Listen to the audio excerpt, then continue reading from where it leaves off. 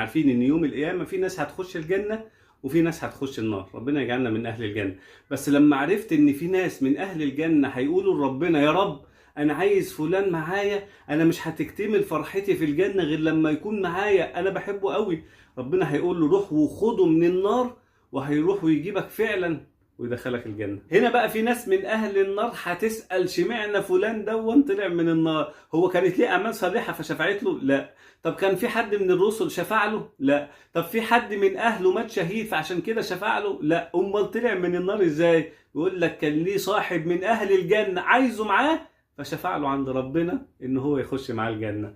هنا بقى اهل النار هيقولوا الايات دي: فما لنا من شافعين ولا صديق حميم فلو ان لنا كرة فنكون من المؤمنين. هنا بقى اهل النار ندموا ان هم ما عندهمش ناس بتحبهم بجد، ناس يوم القيامة مش هينسوهم ويقولوا لربنا عايزينهم معانا يا رب.